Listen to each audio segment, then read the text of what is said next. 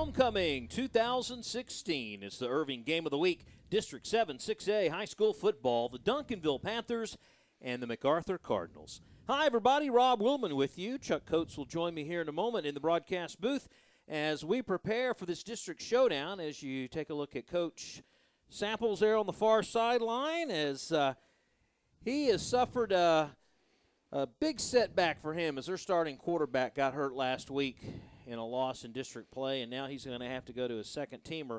But he won't need him from the outset because they're going to play some defense first and setting things up on the table.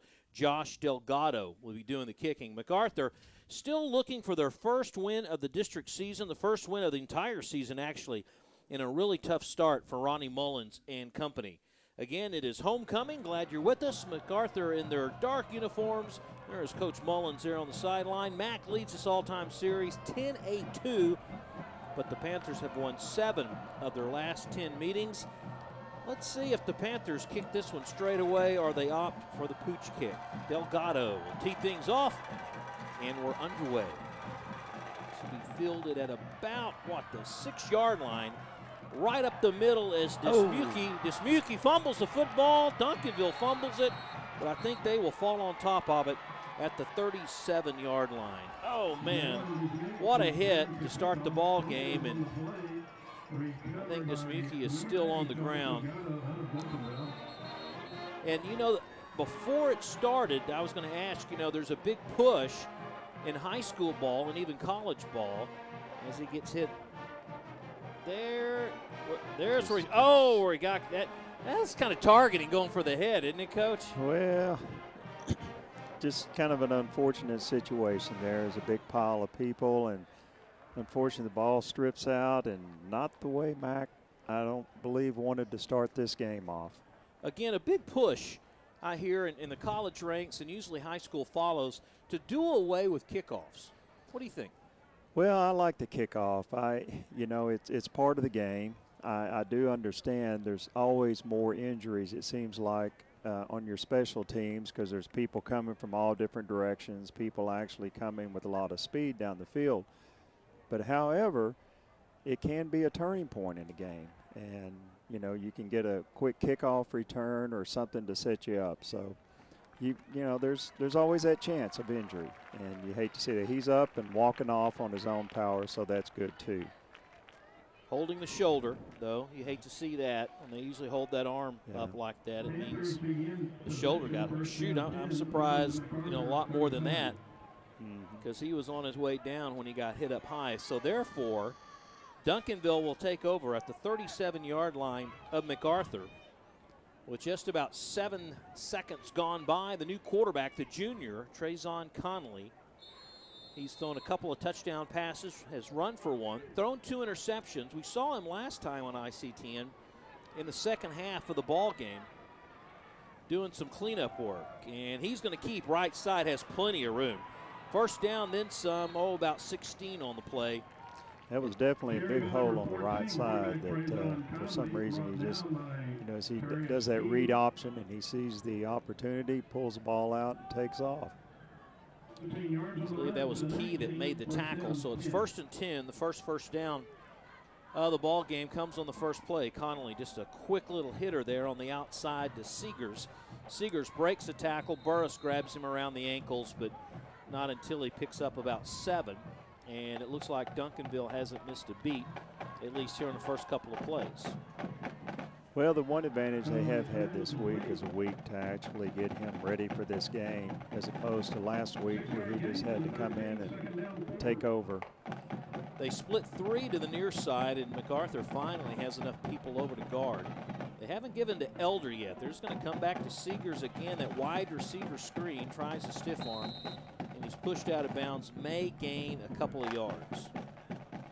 Very popular play as we take a look at the offense, first of all, for the Panthers here in the opening drive. McWilliams, Holloway, Calicut, Smith, Taylor, your guys up front. Conley's your quarterback. Elder and Brooks, the running backs. Upshaw, Seegers, and Jackson are your wideouts. On the 3rd down and about 1, as we close in on 10.5 minutes left here in quarter number 1.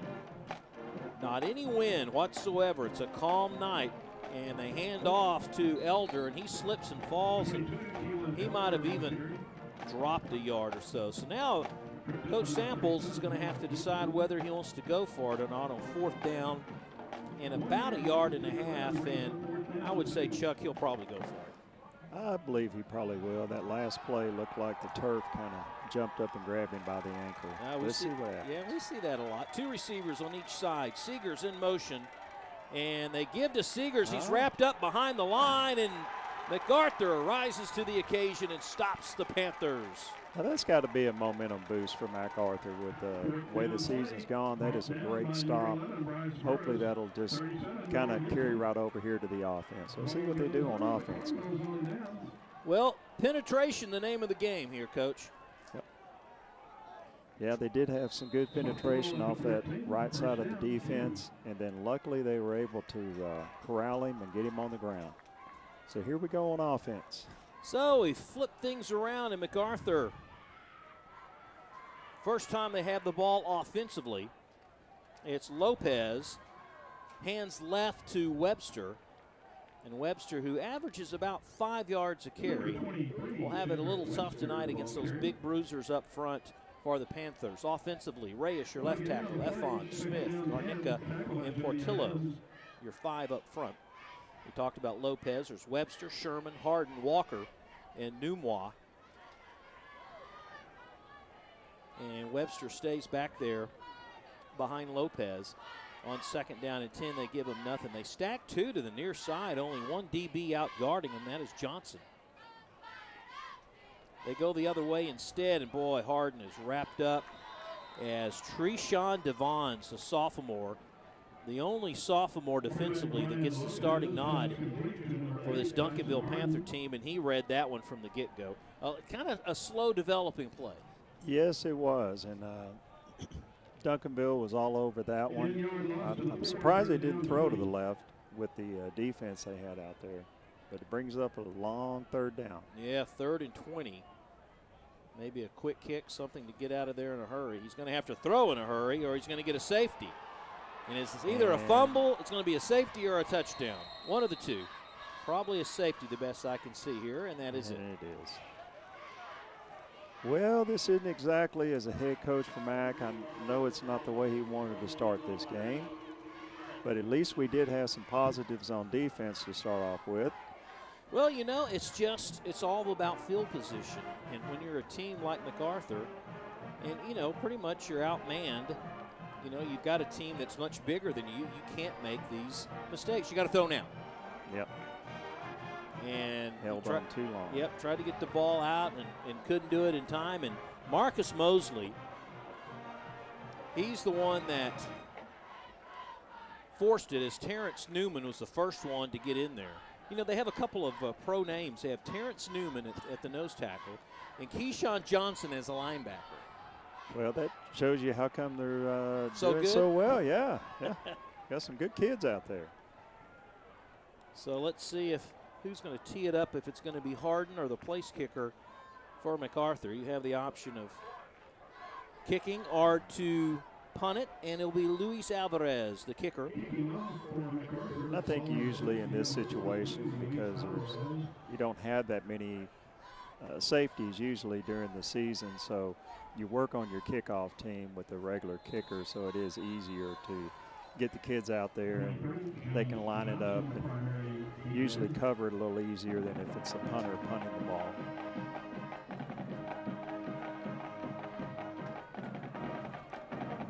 Alvarez didn't like the way he had it placed on the tee. Seeger's one of 2 standing back at his own 30, and they kind of squib it right to Seegers, goes right past him. Turns out to be a pretty good kick. You know, if he'd have touched it, they would have thrown the flag. Got pretty close, but don't give them 5 more yards, and they'll start at about their own 30-yard line. 8:31 left on the clock. Now the key to this ball game, of course, for MacArthur getting just some offense is, and they take the 5 yards. And they're going to make them do it again. I thought they just put tacked the 5 on the end of it. Well, the one advantage of this is, of course, your kicking team just ran, you know, a 40, 50-yard sprint. So now they're going to make you line up, and the kids are going to have to run down the field again. Sometimes your kicking team will be a little tired from running down the field. So we'll see what happens here. See if Duncanville gets an advantage off of this. Reginald Samples coming over from Skyline after all those years. Coming over to Duncanville. A couple of players that came from DeSoto over to his program, both quarterbacks, and the second one, Conley, getting all the action tonight. Alvarez, this time we'll just kind of pooch it. Falls at the MacArthur 45-yard line, and running that one is Mays, and they're in pretty good shape here inside the 30-yard line. Well, that kind of worked out definitely in Duncanville's favor there. Not exactly what the coaches at Mac were hoping for, but defensively, we talked about MacArthur and what they did defensively last time around. Howell, one of your ends, Gibson a tackle, Bonilla the nose guard, Ford and Arnold on the right side. They have two linebackers, Burris and Singleton. You hear Singleton a lot. Benford and Walker are your corners. Harden and Thompson are your safeties. And let's see if they run a little bit more, the Panthers here, the second time around. And they come wide to the near side. That is Porter. Porter stopped after maybe 3.5, maybe 4 as they do that jet sweep, they like to call it, here to the near side. I like the hustle by the defense, though, on that play. You know, it looked like he was really going to go somewhere, but the defense really pursued real well and got over there and at least held him to like you said, a 3.5 yard gain. Some down, the ball on the near side hash mark. We had some fun before the ball game. We had a long-standing couple that have really done a lot for MacArthur, and they renamed the stadium in their honor. We'll talk about that as the game goes on. Meanwhile, Burris does a good job of racking up Conley there. He might have got a yard or so. Makes it 3rd down. And you coached this young man in Pee-wee football? I coached his younger brother, who is actually in the 9th grade. But that was a really good job. That was a great one-on-one tackle there. That's you know, and it's good to see that. I mean, you want to see them hustling. You want to see them, you know, it's, as they say, you may not have as much talent, but you don't have to have talent to give effort, and I'm seeing that right now out of Mac. Oh, man. Here comes a rush again. Conley trying to get rid of it, and he can't. Oh, that's just a great job there. You can see, I mean, even though maybe things didn't start off well for Mac, but you can see they're pumped, they're excited. And that's what you want to see out of this group of young men. Well, Singleton, just one of many here, applying the pressure. First one there was Gibson. And then somehow he evades the tackle of one, but not two, and Burris is there as well as Singleton that makes the tackle. The defensive side here, at least in the first 2 series, looking really strong for MacArthur. Probably the best I've seen them so far this year.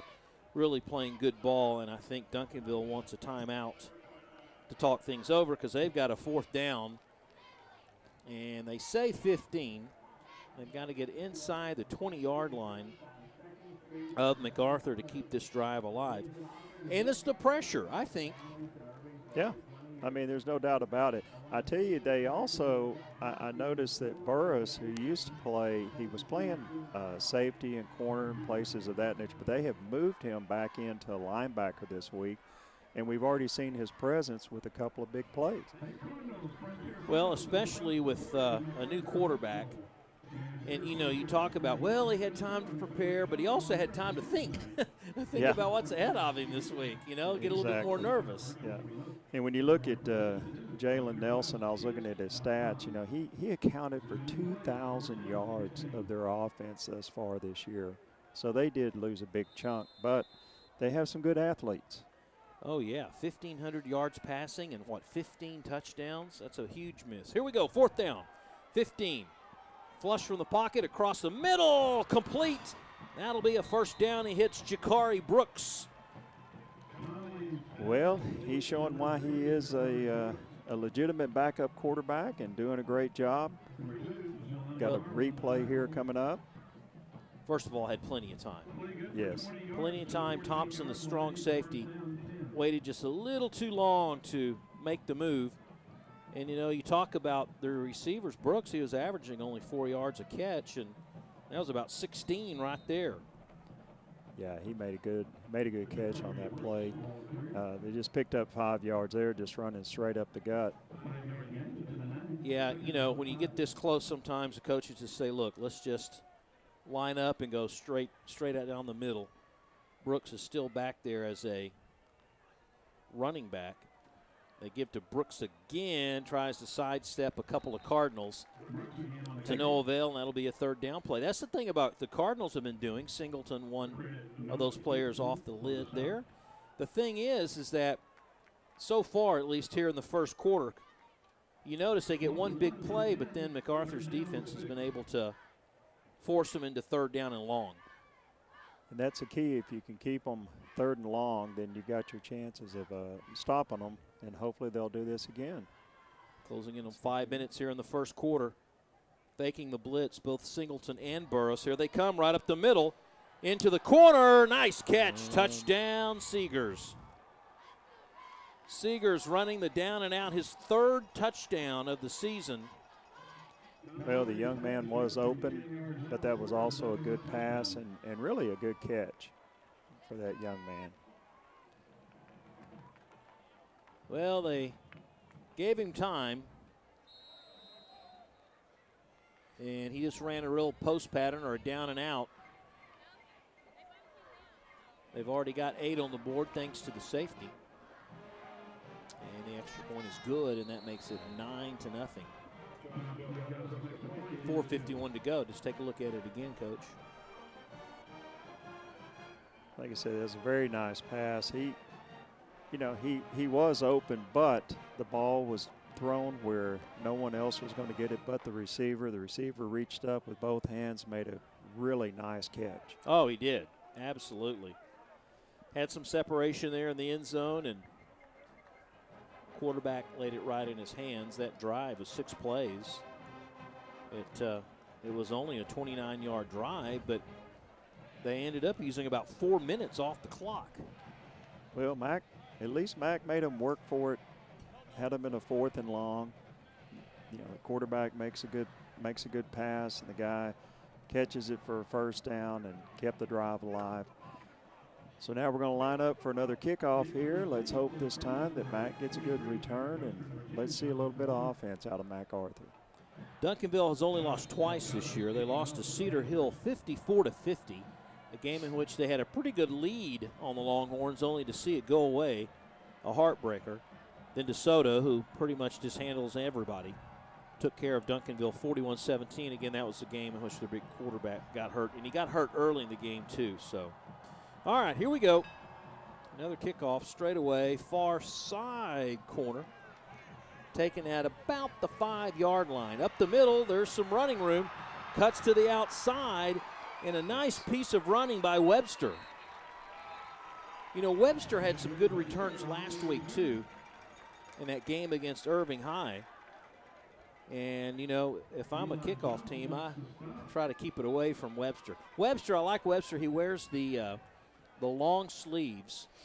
And you can see the sleeve, the white one, so it's easy for me to pick him out. Webster's a good kid. I actually had the fortune to coach him several years ago in the Irving Boys Football Association, so I know Jed very well. You're just an old man, aren't you? I am for a fact.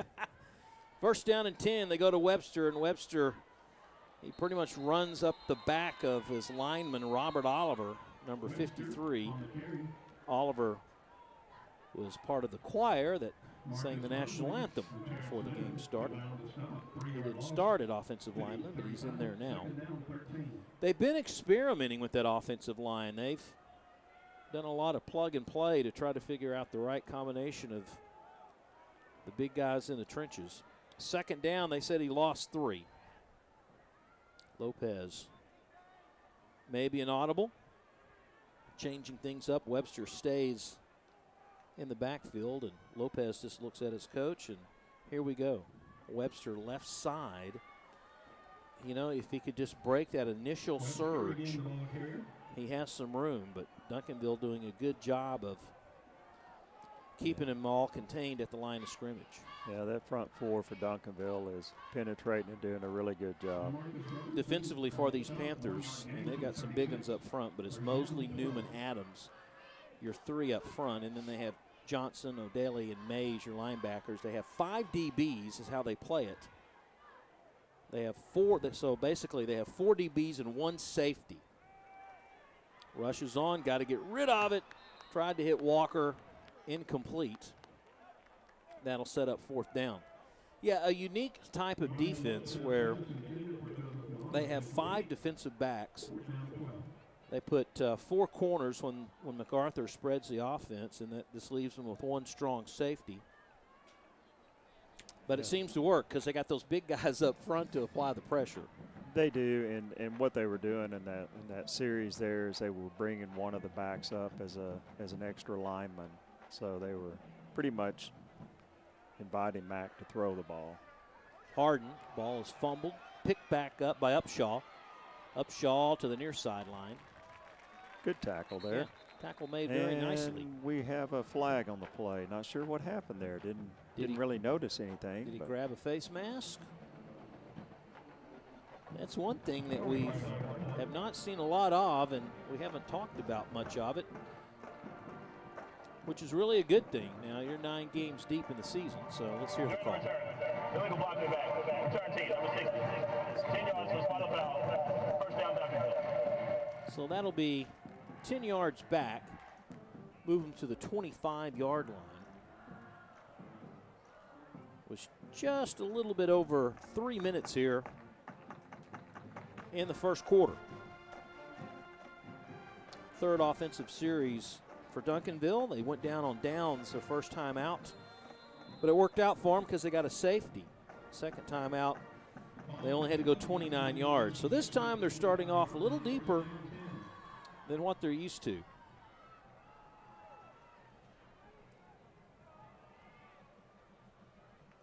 Conley with, looks like Johnson back there. Near side, and rushed out of bounds is a new quarterback. That is Jalen Macklin. Jalen Macklin, number 9. They just promoted him to the 2nd string quarterback. Yeah, Jalen, up to this point in the season, had only had 2 attempts, but he had gained 22 yards on those 2 attempts. So obviously he does have big play capability. Well, I don't know if it surprises me or not, but so quick for Coach Samples to throw another quarterback in there. He's a little bit bigger, I think, than Conley. And he's going to keep, this is a quarterback keeper, all to the left side. Tripped up at the line of scrimmage, and it's number 33, Kenneth Singleton again, the 5'10", 225-pound junior. And Coach Mullins will be happy to get that young man back next season. 10 sophomores on this team from MacArthur. And now Conley will come back in, a passing down. So if that tells you anything, Coach, what it tells me is if you see Macklin in there, he's going to run it. Yeah. And when he needs some passing, let's bring Conley back in. Well, let's see what happens here. Mac's got him 3rd and long again, and it'd be great to get him off the field, get a little momentum going your way. The question is, are they going to blitz him this time or not?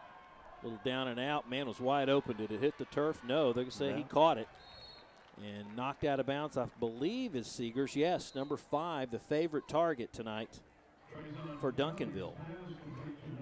He went down to catch that one. That's from up here, it looked like it was going to hit the turf, but apparently he was able to get his hands underneath it. We'll look at the replay here and see how close it was. You did not see, no, he got it. Yeah. You didn't see the MacArthur coaching staff screaming up and down, so I pretty much thought, well, that must have been a clean catch. But he is definitely their go-to guy when it comes to passing. Macklin back in at quarterback, so let's see if he'll also keep it again. You know, they bring one of the wide receivers in. He fakes, goes right. Big old boy. Man, he gets about 8 yards and just lowered the boom. Coming up trying to make the play. on the strong side that time was number 22, Marion Smith, and man, he got run over. And he's going back out. He made a good run and back off the field, and now the other quarterback comes in. So is this what we're going to see the rest of the night? Just a bunch of quarterbacks coming in and out? Maybe so. Yeah. You know, I guess the coach is looking at, hey, we win these next 2 games, we're in the playoffs, and they've got to figure out what they're going to do from this point forward. They'll probably be big school if they do. Seeger's far side, first down, and wrestled out of bounds inside the 40-yard line. That's another good little pass there. You know, trying to spread Mac out a little bit, keep them on their toes. Seeger's number 5, what an athlete. Running the football, he averages 8 yards a carry. Catching the football, he averages about 11 yards a carry. So, you know, if I'm the D coordinator, I'm like, where's number 5 lined up? Because they go to him more than anyone. He's not at the, he's next to the bottom.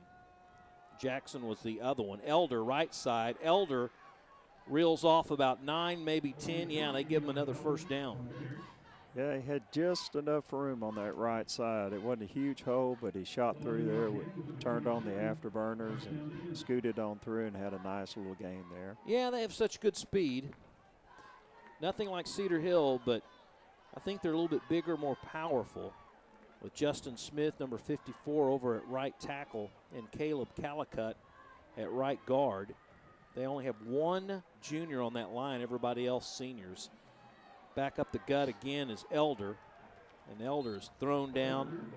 Singleton, 1 of 2 making the play.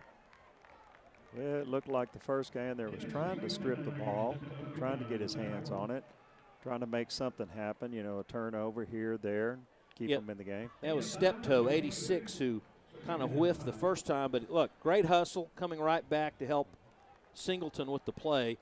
And that's going to do it for the first quarter. So as Coach Samples gives his team an earful, we'll take a break. Our score, Duncanville 9, MacArthur nothing. Back with more in a moment.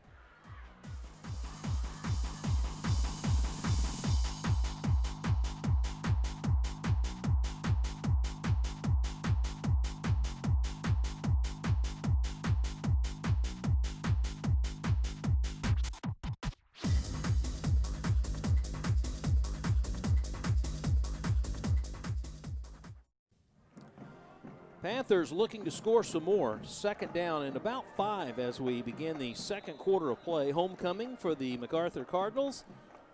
Trying to pick up that first win of the season. And Connolly stays in at quarterback, and they hand off to Elder again. And Elder still on his feet. Gets some help from his friends, and they finally get him down to the turf inside the 10 at about the 8-yard line. And that'll be first and goal to go. He just kept those legs churning, kept picking up yardage. His lineman got behind him, and they just kind of escorted him on towards the goal line.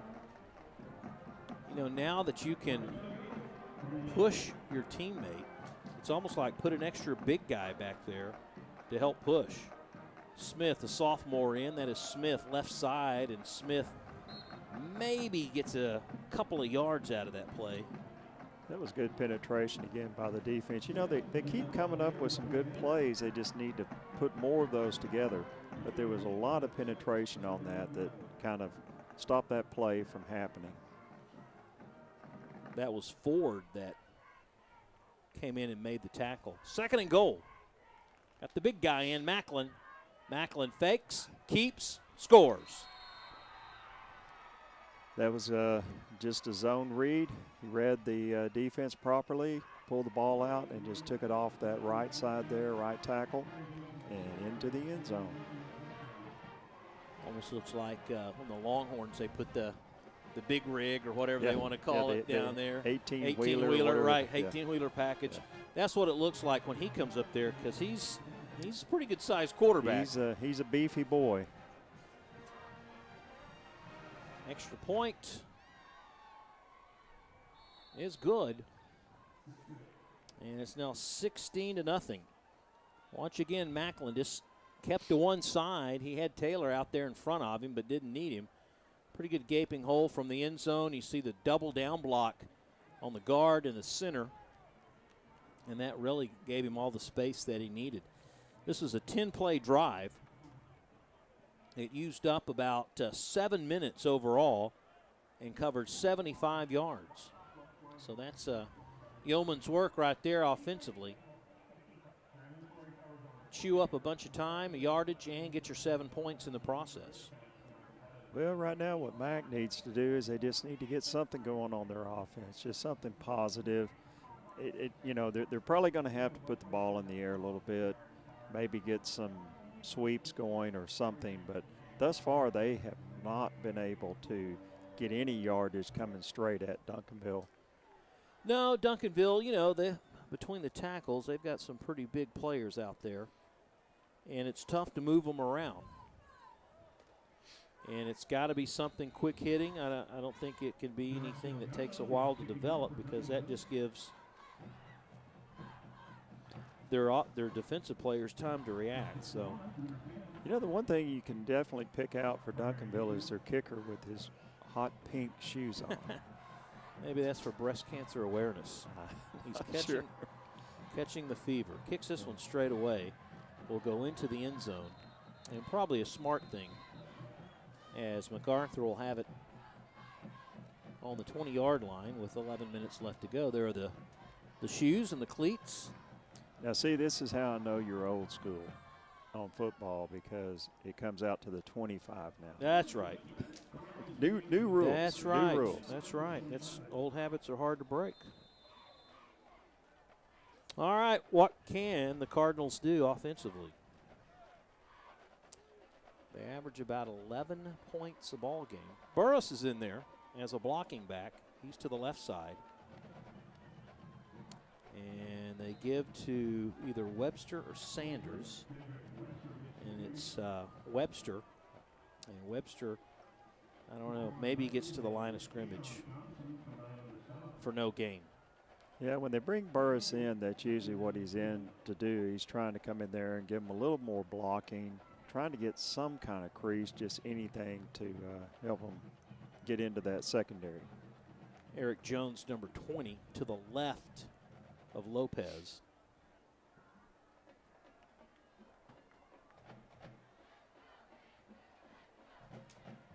Long count. They fake one way. Boy, that was a dangerous pass. But here comes Webster. I see what they're trying to do. They're trying to get him in open space where he can do some good. But, boy, did you see that cornerback read that play? Oh, yeah. It's like you said earlier. The speed is not something they're lacking. And they do have the speed. He was able to read it and come up quick. Watch the defensive end Mosley right there. Just missed him. But his buddies caught up in a hurry, including Keyshawn Johnson, number 7. 10 seconds on the play clock, and it's 3rd down and 11. One-on-one coverage on the corners, one deep safety. Lopez, the rush is on. He's got some room up the middle. Cuts at the 25 and slides, but I think he slid a little too early. Just slid about a yard too soon. He would have had the first down, there's no doubt about it. But, you know, you teach the quarterbacks to try to get down because you want to protect them. But in that case there, that's where you have to know where the sticks are instead of sliding feet first. As you see here, if he goes head first, he definitely gets the first down. Yeah, he slid. They marked it right where he slid, right at the 34-yard line. Harden goes back to punt. I mean, you can fake it now. You have nothing to lose. High snap. Pretty good rush. And Harden with the reverse spin on the ball that actually gives a Cardinal bounce. Yeah, gets good roll out of it. You know, puts them back on about the 29, so they'll start from there. 8:35 to go. Let's take a look at the standings in district play. You've got DeSoto perfect 5-0. South Cedar Hill and then Duncanville. Grand Prairie from the outside looking in. They will play Duncanville next week to finish the season. So if Coach Bartell could pull out a miracle there, Gophers will be in postseason. Yeah, Duncanville's having a good year this year. This is I think it's been a while for them since they've had a good season. And well, you got to be competitive. Handoff right side, not there for Brooks. Brooks collared after maybe 2 yards on the play. But another good job by the defense of really shutting that down. And they just, like I said, they've had so many good defensive plays thus far. They just need to put about 3 or 4 of them together. Connolly is in. Now Smith comes in at running back. So now do you suspect a pass here then? You know, second down, no. How about the Smith, the sophomore? Sure, there you go. And look, MacArthur read it. Another great, just a great job by the defensive front and by the whole deal. I mean, they're swarming to the ball, and as you can see here on the replay, just really doing a great job. They're doing a great job on defense. It's just now, here we are again, 3rd and 9. Can we get off the field? That's Henderson, number 12, with the tackle. Of course, Singleton was in there as well, but 3rd down. Now they're going to pass. And where's your favorite receiver, number 5? Number 5, rushes on. There he Conley is. gets away, has some space, and might have got it with the extra effort. If the side judge keeps his mark there, he's going to be about 2 yards shot. That was a good job. Good job. We're going to watch the replay, watching the guys. They force him deep, the quarterback, and then the pursuit catches up. A little late, but that's okay. We did get them out of bounds, and looks like we're going to force them to punt. So we'll see something different for a change. Webster's going back deep. Well, Burris was credited for knocking him out of bounds, but it was Henderson again that was giving chase and flushed Conley out of the pocket. Looks like you got Webster and Montrell. High snap. Yep, high snap. And a short kick that goes out of bounds around the 30-yard line. Duncanville's not used to punting the football, as Cameron Peterson, who also plays linebacker, was the one that had to punt it. So MacArthur has the ball at their own 35, plenty of time in the first half. And that's got to be a positive. Again, you know, we finally had a good defensive series there. We stopped them, held them, and now we're going to put the offense back on the field. You know, the quarterback a while ago had a good run. If we can just get a few things going here, hopefully chew up a little time, and let's put some points on the board. Webster back out there. You remember Webster as a coach? Oh, yeah. Yeah, he was one of my better running backs. First down, Webster's back there, and they fake to Webster. Do a quick hit on the far side. They get some blocks, but I think one of those blocks is going to be a hold, and it's going to come back. The Duncanville player did a good job of selling it, and I think the head referee, Ricky Herron, the second, there he is there. I think he's the one that threw the flag. Yeah, he showed he has a pretty good arm. He threw that from way back on the backside of the field there. Let's listen in on the call. Offense, number 76, 10-yard penalty, makes first down. Well, that's going to be on one of the linemen, Efon, the guard. Sophomore makes a sophomore mistake, and something the Cardinals can ill afford to happen. You saw Webster as a youngster. What'd you see in him? Oh, he's just a hard-working athlete, good attitude, just a great kid, you know, growing up. And it's neat to see him out here on the field now. And they hand off to him up the middle. You know, going back to that penalty a while ago, I always think about that, you know, as a lineman, the only time you ever get your name called out in a game is when the bad have, part, yeah, sure. Yeah, you know, why they can't come over and say 76 made a good block. You know? And offensive linemen everywhere rejoice. No, That was seldom. That was Adams and Mays, both on the tackle for Duncanville. Number 99 is Adams. Newman's 11. Those are the two bruisers that play spot up right over the guards, which is a mismatch because they're about twice as big. Quick hitter, far corner, not a lot of real estate. That time he hit Walker. Yeah, Walker didn't have much room over there. As soon as he caught it, he had two guys on him pretty quick. So it's third down. Halftime, we'll have the homecoming queen in her court. We'll size up the highlights and the stats for you. That's right around the corner as we head for the 5-minute mark of the first half. The question is, can they give Lopez enough time? Low snap. Has to be another quick pass. Grabbed down by Mequan Mays, number 4, is Webster, and Webster might have got maybe just a couple of yards in the process. So it's not a big play offense. I mean, let's face it. You know, they have to play error-free football. They can't find themselves third down and 10, third down and 8 to make everything click. And you look at it, you know, with the holding penalty, you know, that set them back 10 yards, which, you know, all of that adds up. And when, like you say, you're not a big play team, it does hurt. Harden gets another one off, fielded at the 34-yard line by Upshaw.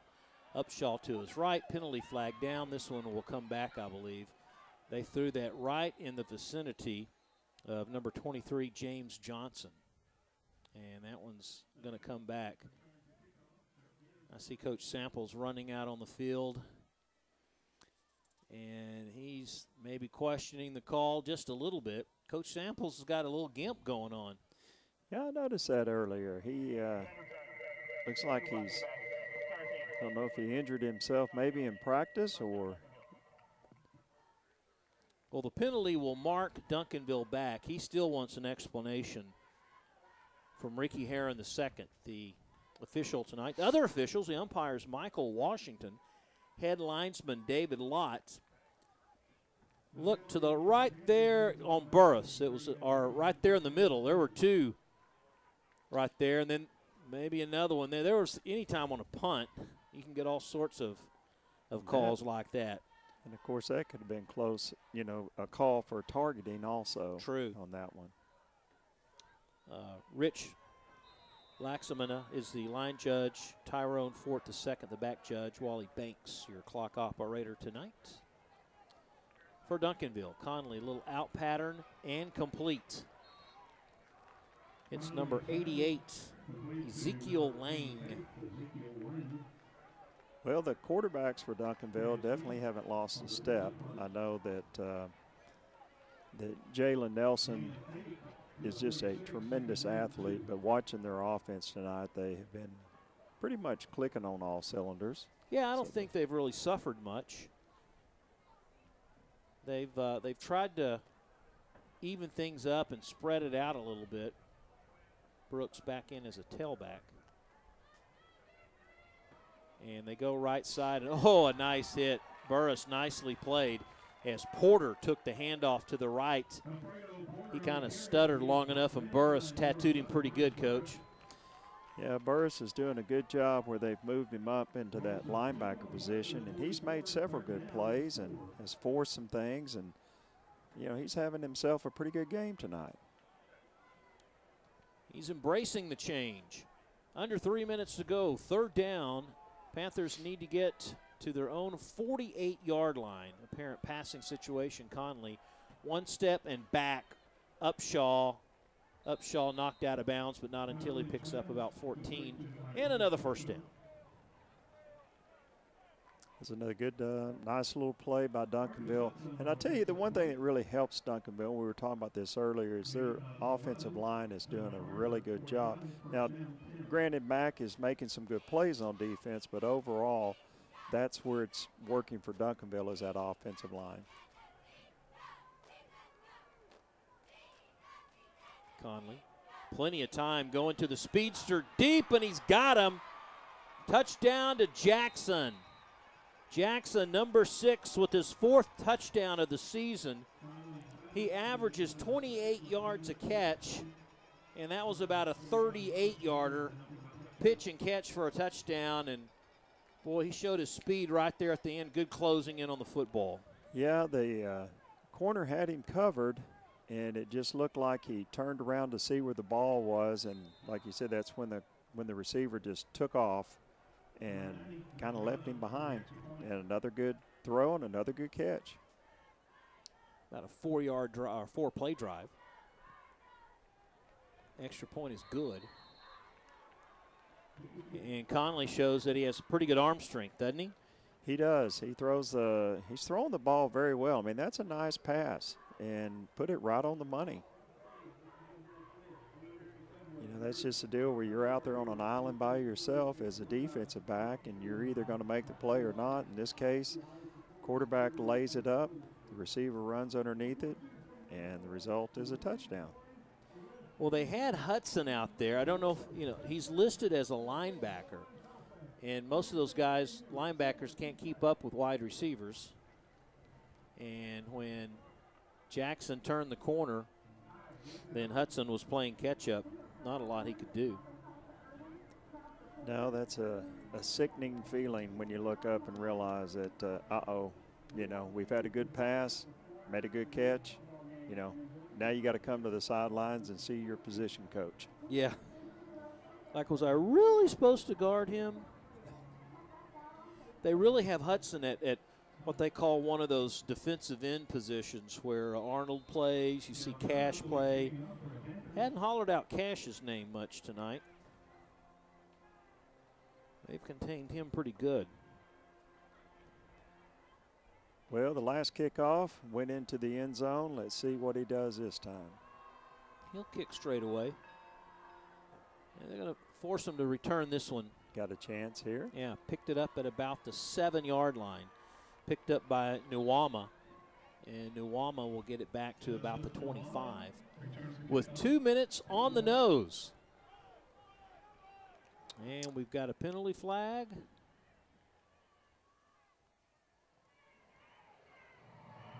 Down the return. Holding. Return team, number 8. 10-yard penalty. First down, MacArthur. Holding on Tyson Harden. And that's not going to be good because we really didn't want to have our back to our own goalpost here. But let's see if Mac can at least burn off these last 2 minutes and get into halftime. The thing is, though, I think Duncanville. Yeah, it'll be Mac that gets the football. No, it won't. It'll be Duncanville. I was looking at my play sheet, and Duncanville had the football early on. That's because of the opening fumble to start the game. But so Duncanville will get the ball to start, and we've got a timeout, I believe, on the field. Duncanville calling time, and it's just like a shark seeing blood in the water. I think they feel like, if they can stop them, they can score one more time before the half. Yeah, Duncanville, let's see, I guess they used one timeout apparently, so they have one left. It's been 12 years since Duncanville has won 8 games during the regular season. And with the win tonight and against the Gophers, then, there they are. There's the big old boys up front. And let's talk about the naming of the stadium. Joy and Ralph Ellis Stadium. There they are. Great couple. Boy, they have done a lot. They both graduated from MacArthur High School. And their first association with Irving ISD came as being members of the MAC Booster Club when they were students. And soon after, the couple began giving 4-year scholarships to 4 graduating student athletes under a program now called Joy and Ralph Ellis Scholarship for Athletes. That program has continued through the years, and they've awarded more than 160.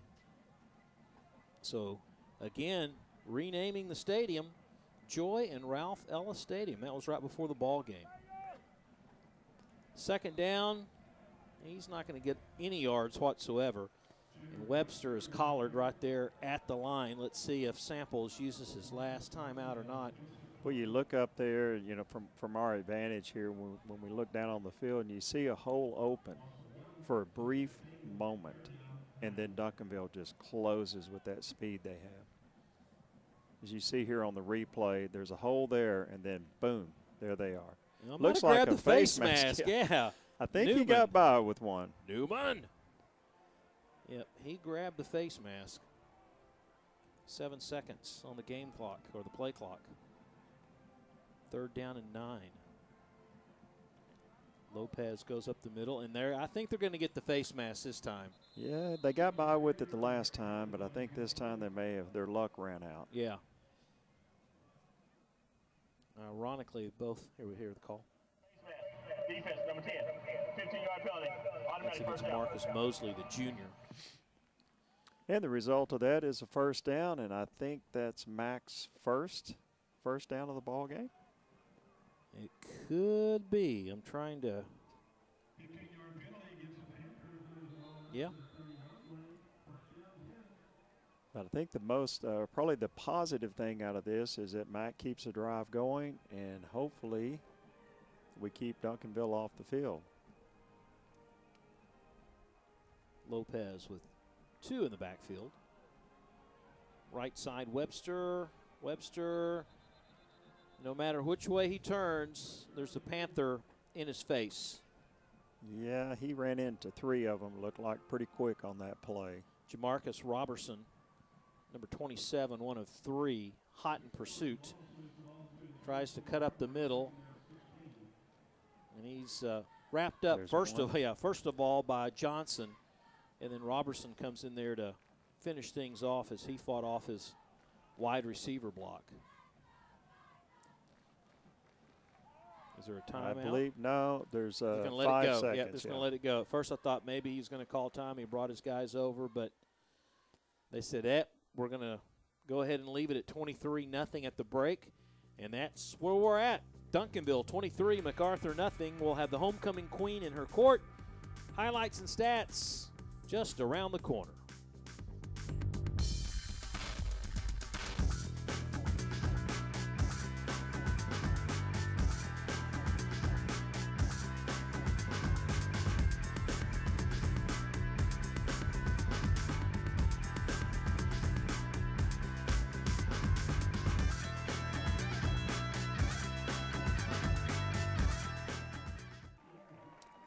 It's halftime. Duncanville on top 23-0 in this homecoming game for the MacArthur Cardinals. We talked about earlier the dedication to the stadium, the Joy and Ralph Ellis Stadium. And then later on, they'll look at their alma mater and see who will be this year's homecoming queen. But right now, let's go down to the field for the Cardettes. Lieutenant Kristen Killam. Lieutenant Alyssa Sanchez. First Lieutenant Taranasia Tate, and Captain Casey Tate. Cadet Smiles of the Week are Aisha Khan and Tiffany Padilla. Cadet Rookies of the Week are Yoselin Seren and Whitney Prater. Cadet Spirit Girls of the Week are Brittany Hedman and Ana E. Monsivais. Cadets of the Week are Jessica Gonzalez and Pris Gia. Cadet Teachers of the Week are Mr. Turner and Mr. Gonzalez. The Cardettes are under the direction of Miss Stephanie Rowe. Tonight, the Cardettes would like to recognize their graduating seniors, Bianca Stephanie Montez de Oca, Taranasia Renee Tate, Rosemary Hernandez Jara, Aisha Amanula Khan, Leslie Amarani Hernandez, Casey Lee Tate, Leslie Areola, Jessica Madeline Gonzalez, Tiffany Amber Padilla, Priscilla Maria Gia, Ariel Nicole Perez Jarvis, and Star Angelita Morales. Tonight, the Cardettes are performing their traditional cane to There's No Business Like Show Business. This routine was performed by the first Cardet drill team at MacArthur High School in 1965. Unlike other field routines, the Cardettes are placed in formation with the seniors in the front, followed by the juniors and then the sophomores. The Cardettes welcome our alumni and would like to recognize them at this time. Thank you for being part of the Cardet history and for the wonderful gift of this organization and family. The Cardettes are honored to once again perform the routine that began a legacy here at MacArthur. Cardet alumni, as always, this one's for you.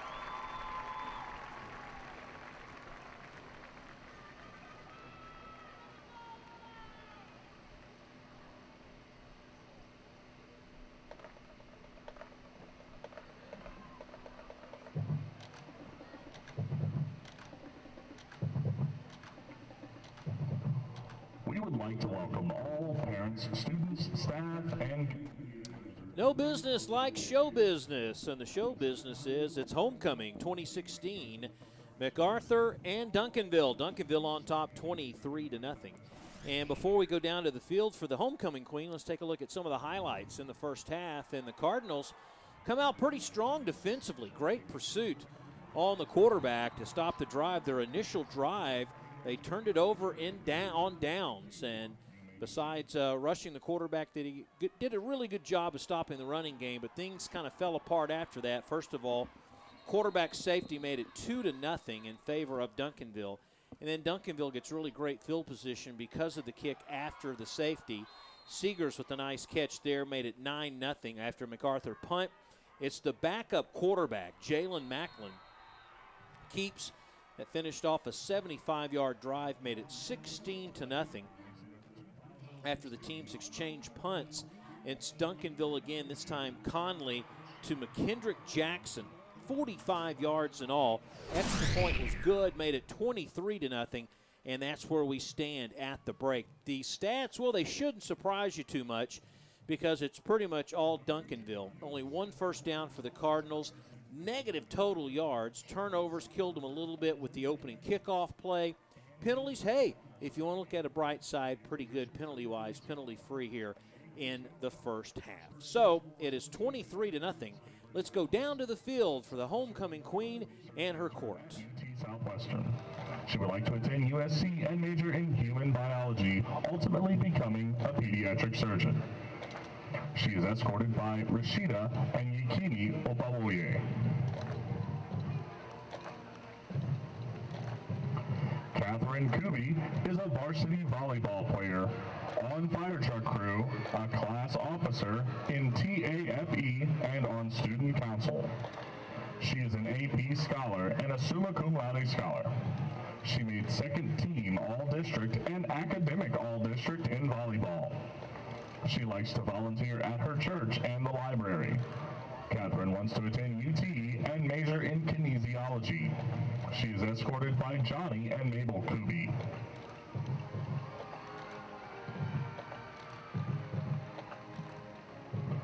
Genesis Swindell plays soccer and is a 4-year starter.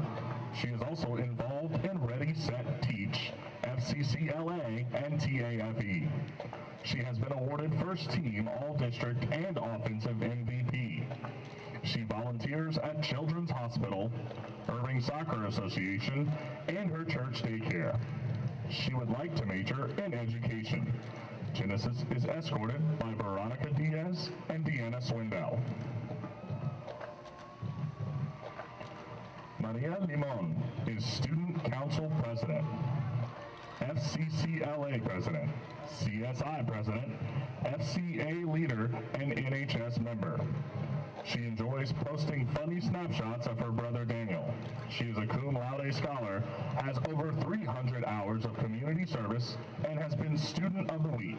She attends First Baptist Irving. She is escorted by her father, Daniel Limon.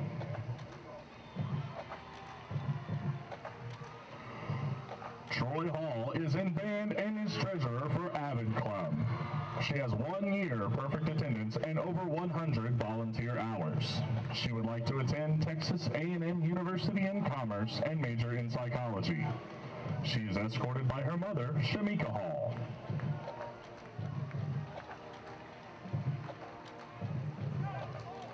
Francisco Vanas loves to play sports and hang out with friends. He's on the MAC track team, soccer team, student council, National Honor Society, and DECA. He is a magna cum laude scholar and advanced to state in DECA last year. Francisco loves to do volunteer work with student council. He would like to go to the University of Texas and major in business. He is escorted by Rita and Eduardo Barras.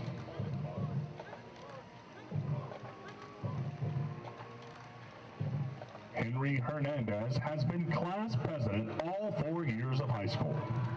He plays varsity football and is a member of Student Council, National Honor Society, FCA, DECA, and KMAC, as well as serving on the Student Executive Council. He was awarded Student of the Year, AP Scholar, Academic All-District, and is a Summa Cum Laude Scholar. He has 9 years perfect attendance. Henry would like to attend Stanford and major in business. He is escorted by his parents, Olga and Wilfredo Hernandez. Juan Galaviz is a lead vocalist in M5. He's in theater productions and a cappella choir. He's in the color guard, and Juan received MVP in M5 and Most Outstanding in Choir, as well as Best Actor in the musical. Juan would like to attend the University of North Texas and major in theater or physics. He is escorted by his mother, Sally Ordonez. Martez Cash is in football, basketball, track, KMAC, and FCA. He's a cum laude scholar and was a member of the state qualifying basketball team. He has been class favorite for 2 years. He enjoys serving his community with his church and at basketball camps. He would like to major in kinesiology, and he's escorted by Taka Cash.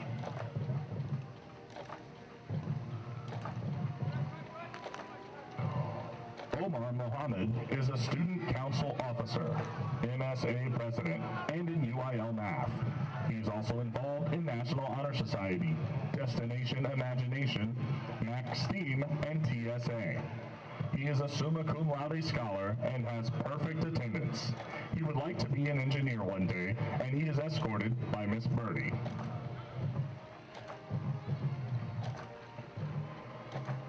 Please give these MacArthur High School seniors a well-deserved round of applause. They are all honorable representatives of MacArthur High School.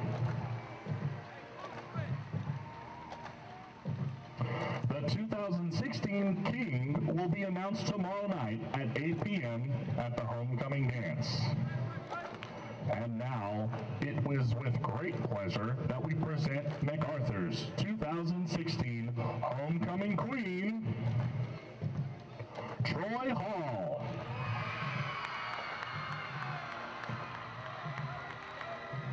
The sash this evening is being presented by Chris Terry, Student Council Vice President, and the robe are being presented by Miriam Quadri, Student Council Secretary. The crown is being presented by Alexis Lopez, Student Council Community Service Chair. MacArthur Principal Daniel Cummings will now present the traditional homecoming bouquet of roses.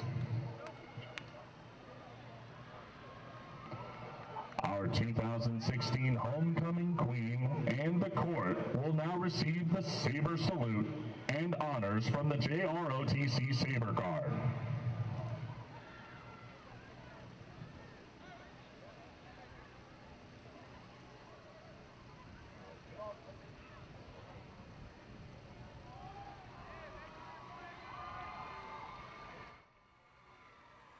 And congratulations, Troy Hall, this year's 2016 homecoming queen for the MacArthur Cardinals.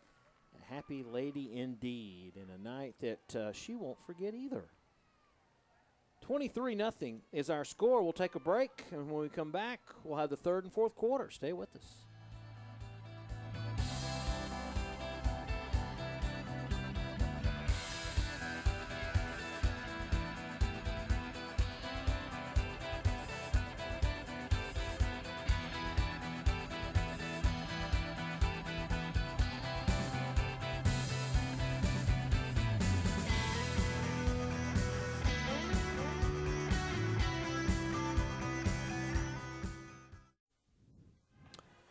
Well, you're looking at the MacArthur band playing the fight song.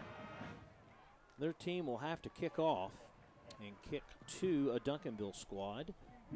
That has looked pretty good, Mr. Coates. You know, you pretty much know here already how this thing's going to play out in the fact that MacArthur's just outmanned right now. And they really, you know, we talked about defensively, although they gave up, 21 points, that they've kind of shown some signs. You can see some goodness there. You can. I mean, I think that there's some positives that will come out of this. Sometimes you just have to look for those things.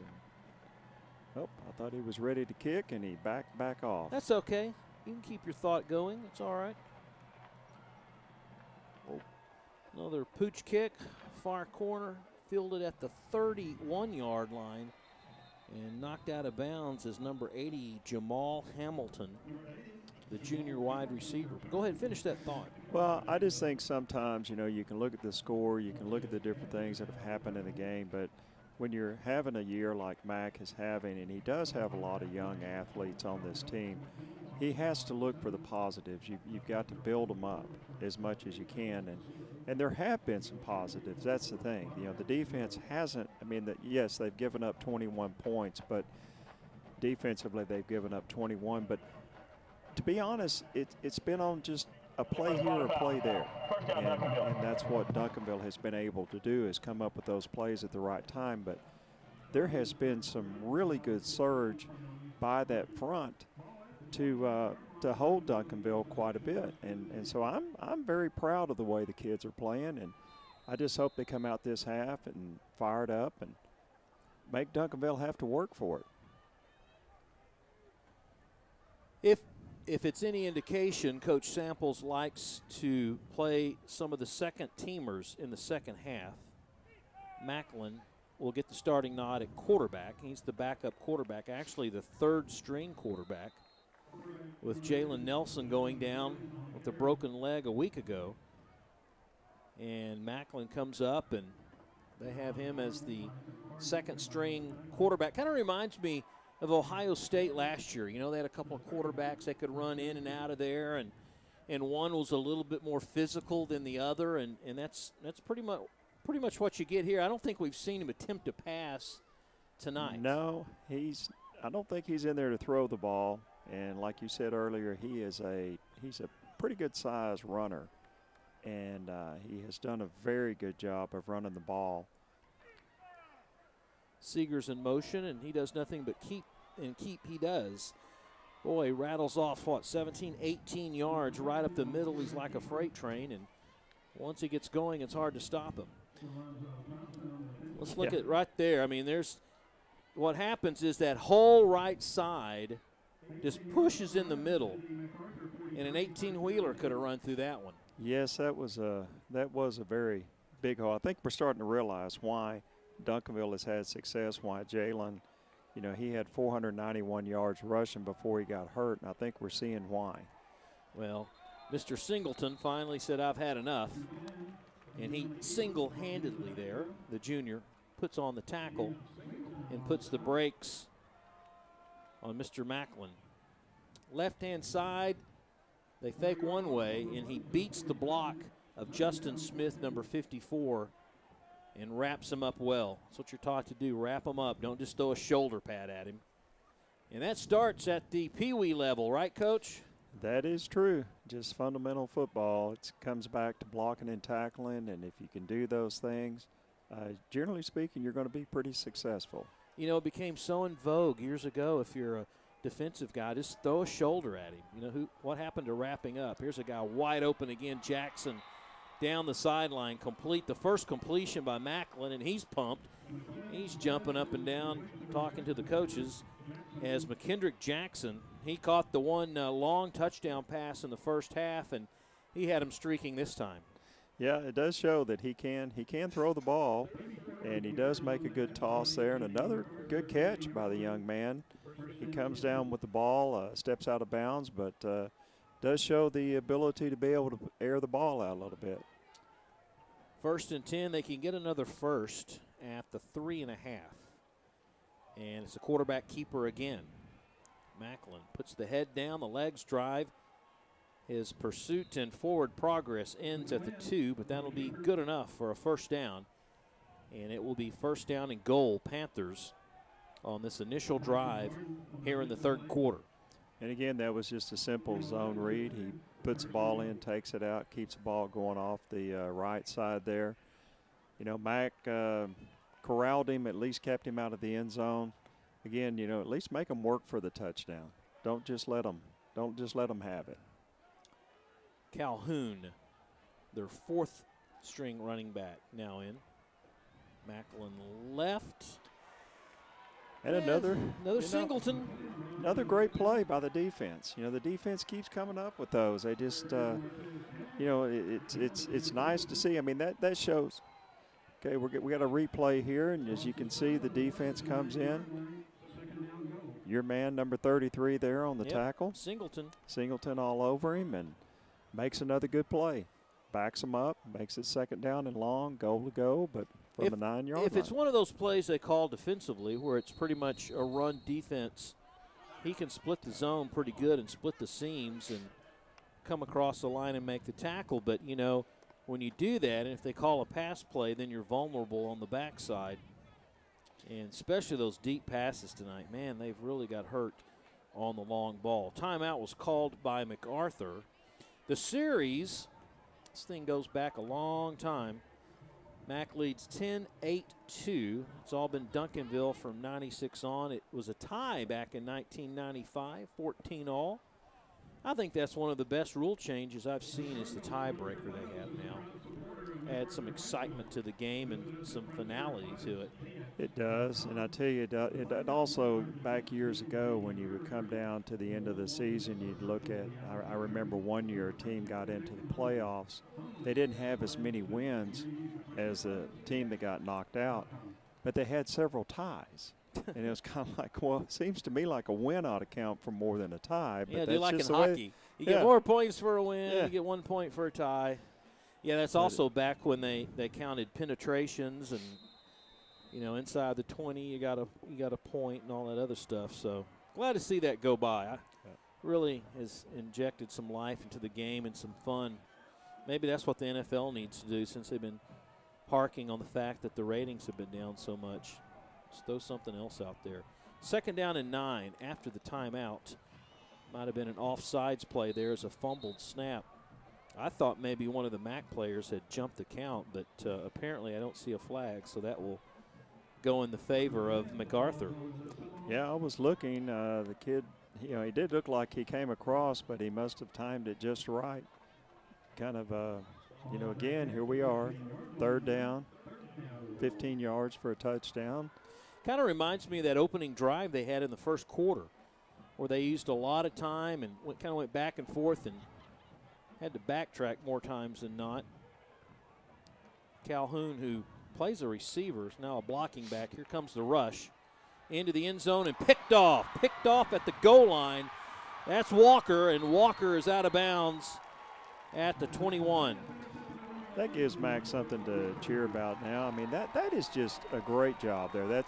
That's why you don't want, your players to get down. You want them to stay excited. Something good can happen. And, even though maybe we got a replay here of the interception, does a good job of going up and getting the ball. Ground level, avoiding the rush, and for the young quarterback, he threw it in some traffic. There were two players in the corner, and Walker just went off of his and went straight for the football and played the football.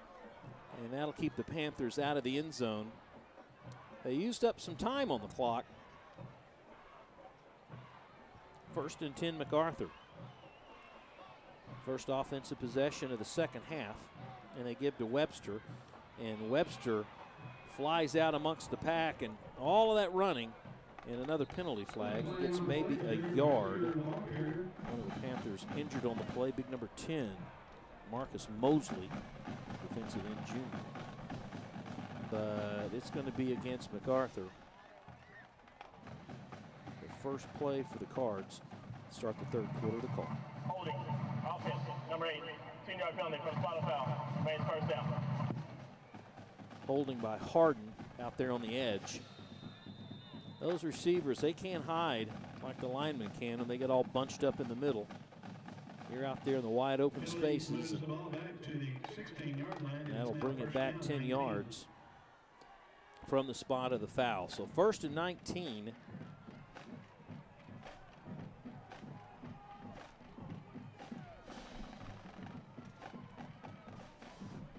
Lopez waiting. 1 second on the play clock. I don't think they reset the clock after the penalty. Webster up the middle. Wrapped up by Mosley. Might have got a couple. Webster on the carry. Marcus Mosley on the defensive side. Thing about coaches, you look at the Duncanville coaches, they're up 23-0. Pretty much have dominated this ball game, but they're still coaching / yelling here in the third quarter.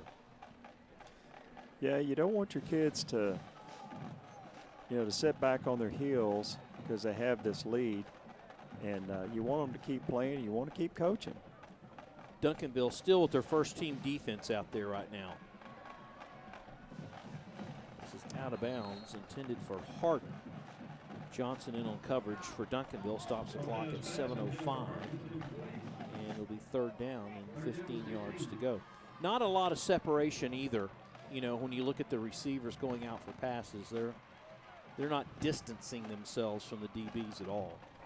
No, they're doing a good job, and that's, like I say, as a coach, you're sitting there thinking, well, we're not running the ball, let's throw the ball. Then you try to throw the ball, and you're covered like a blanket.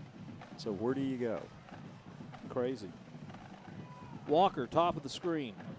3rd and 15.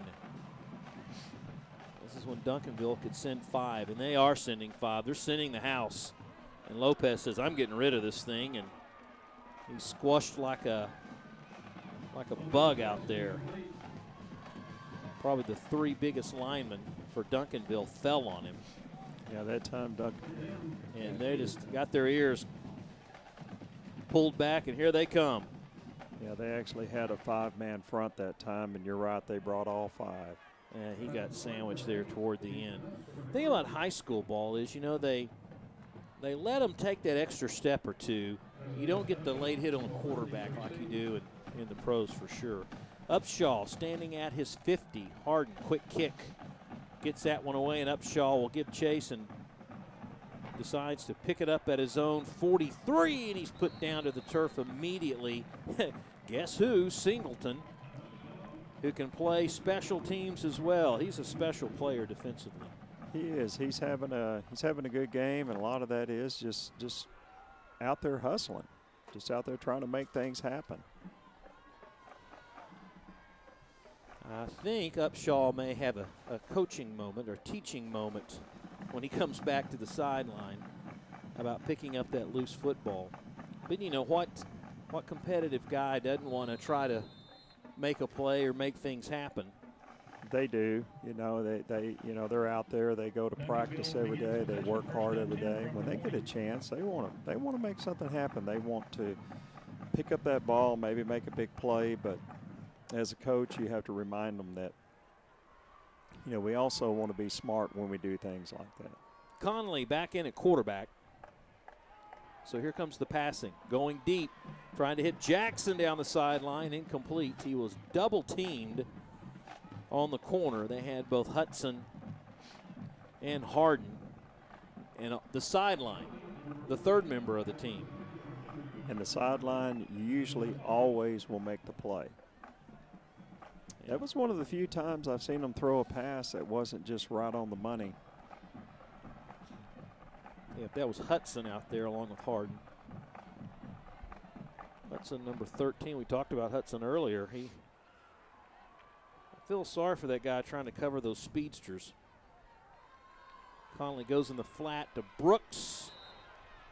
Brooks hauled in after 5. And it'll be 3rd down and 5. Singleton coming off the field. He injured himself there, and that's not a good sign. He's a tough guy to replace, and having to do that is Miguel Ramirez, number 15.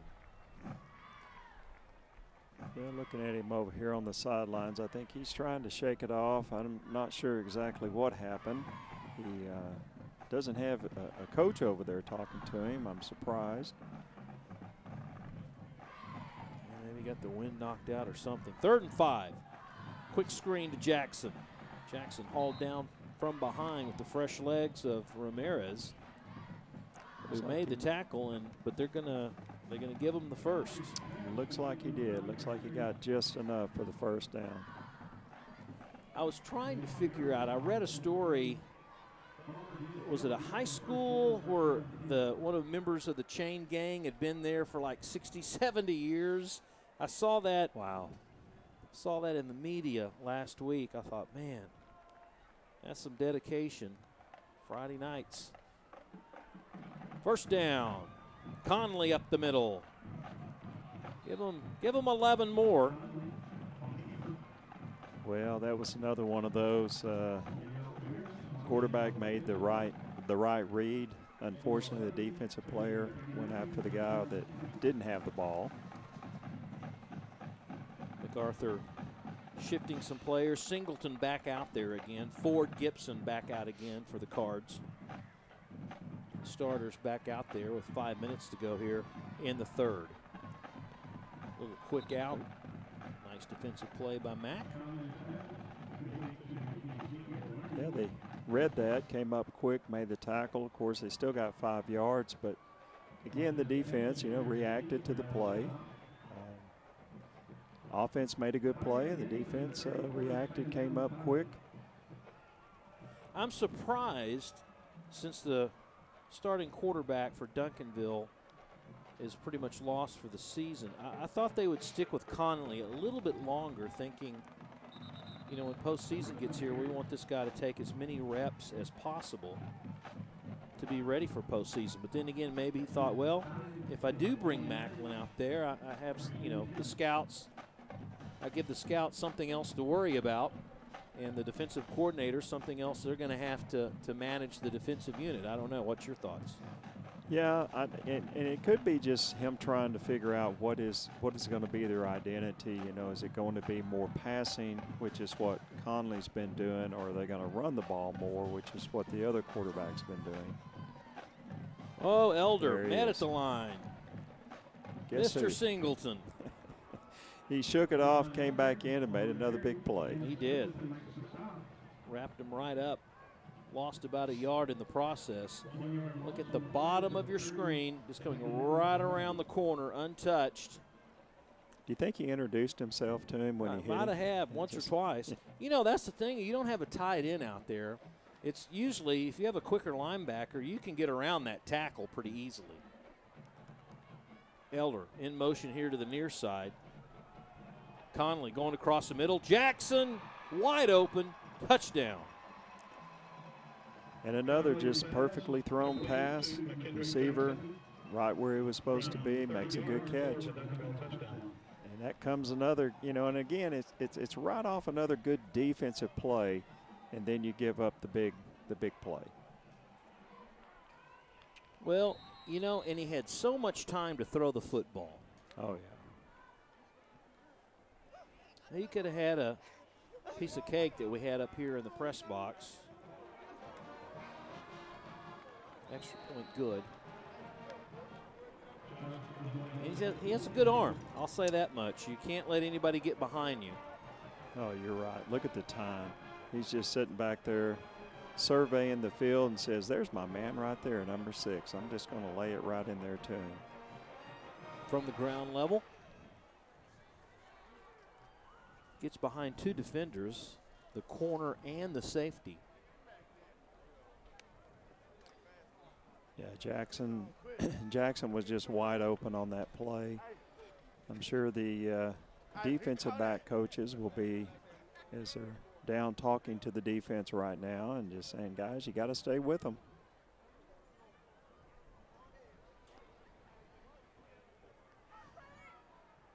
So MacArthur will go back and try to find a spark, try to get off the schneid.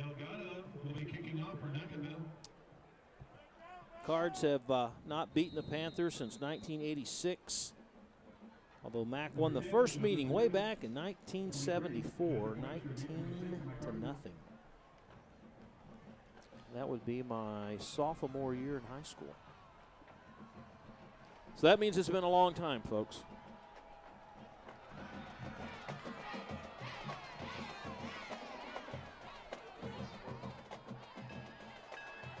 Nuama, number 10, we'll just let that one sail over his head.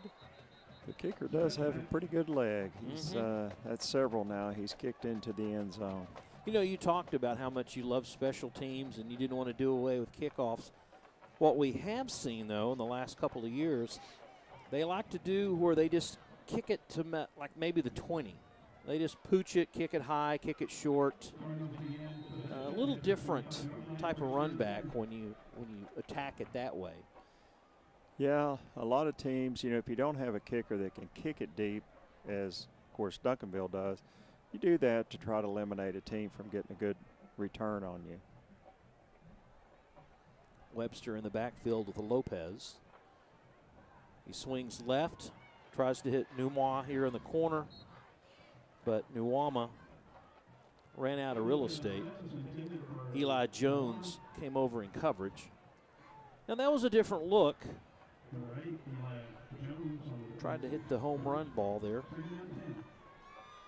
Well, at this point, I think that's, you know, the coaches at Mac, they're trying to find something just to get a little more positive in the offensive approach. Two receivers, top and bottom. Webster shakes a tackle at the line, spins and turns his longest run of the night. Good for 8 yards. It's like, oh, finally. I was able to break through that first initial front. Yeah, generally speaking, when he gets the ball, he's pretty much stopped right there. But that, like you said, that time he actually had a little running room. Got a 3rd and short. Hopefully we can pick up this first down and get something going. Duncanville stacked in the middle. They've got everybody coming up to the line of scrimmage. And the quarterback keeps. Great call. Lopez with the first down at midfield and wisely steps out of bounds. That was a great call offensively as they caught the Panthers all crunching down toward the middle between the tackles, and Lopez had plenty of room to run. That is a great play. You can see the defensive end actually takes the bite when Lopez fakes the ball to Jed, and he's able to keep it around that corner. You know, they've been packing inside real tight, and Mac took advantage of it. Almost inside Duncanville territory. Quick out, Webster. Or Walker, excuse me. Walker with the catch. 5 yards, they'll take it. Nice throw, nice catch by Montrell. That's what Mac needs right there. Montrell, 5'10", 160, a senior. And has scored a touchdown rushing and has scored a touchdown catching a pass this year. Yeah, looking at the stats, you know, Montrell, he's had some big plays for Mac. You know, hopefully he'll have a chance here to do something. Quarterback keep again. Duncanville wasn't biting at all. In fact, McQuan Mays, number 4, who made the tackle, just came back into the ball game. Might have been a coaching moment, might have been a thing where the coach said, you're not going to let that happen again, and you're just going to shadow the quarterback. And that's what he did. He plays a linebacker, weak side linebacker. So it's 3rd down and 7. You know it's 4-down territory at this point of the ball game.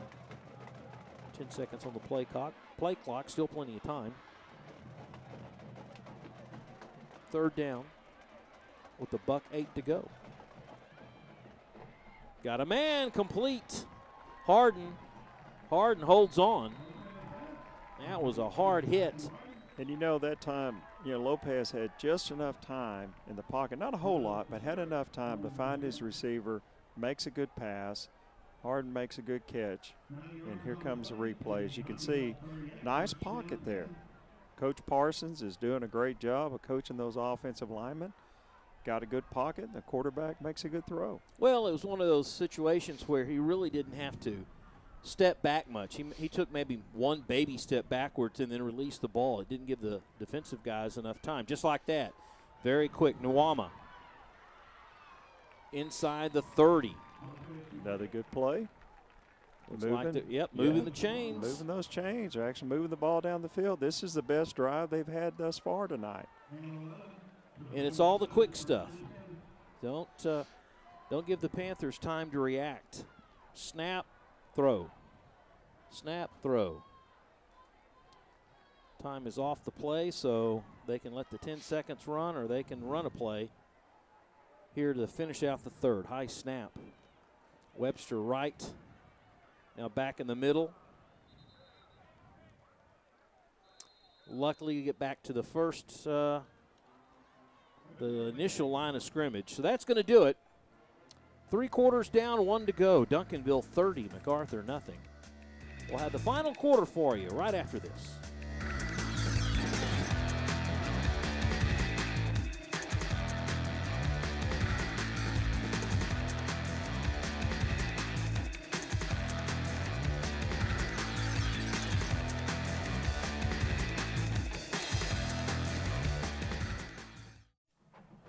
MacArthur hoping to avoid the shutout. Last time we had a goose egg in a game was in 2000. Duncanville won 54-0. They're up by 30 right now, but this is by far the best offensive series we've seen for MacArthur. A fake, quarterback keeps, rode hard down by Terrence Newman, number 11. And I think you're right, you know, a while ago when you were talking that when Mac has had some quick plays, you know, quick toss, quick openers, things of that nature, you have a chance of actually getting positive yardage. But with Duncanville, a slow developing play, of course, he was looking for a receiver real quick, didn't happen, then he got in trouble. And Duncanville was all over him. So it's 3rd and 11. See if Duncanville brings the ranch. They bring about everyone. Going in the corner, just overthrowing Walker. That's a good matchup. That was a good call. I like the matchup. Yeah, Walker had a step on him. You know, he actually blew past him. You know, one thing about Walker, he does have speed. He did get behind the secondary. Unfortunately, the ball was just a tad bit overthrown. Yeah, they were picking on the sophomore, Devon's, number 21 that time. So it's 4th and 11. They'll have to dial up something similar. And let's see if Duncanville opts to bring the blitz or not. They rush 3. You would think they rush 4 because the pressure's on and Lopez is dropped. Big number 97, Blake Thomas, defensive end, junior, backup DN. And he pretty much just got past the first wave, and then the second wave came in and helped. That's a shame, but the positive thing, again, as I was saying earlier, you know, that in a year that Mac has been having, you look for the little things. They did have a good drive that time. They started, you know, on their end of the field. They did move the ball out. They're showing they can do that. And hopefully, you know, before this game's over, maybe they'll break something, get something into the end zone.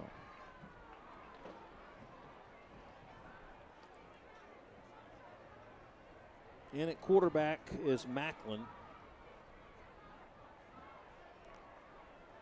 Will we have more Macklin running the ball, or no? We're gonna hand off to Cameron Tyler Williams, the senior running back, who's like the 4th string down on the depth chart.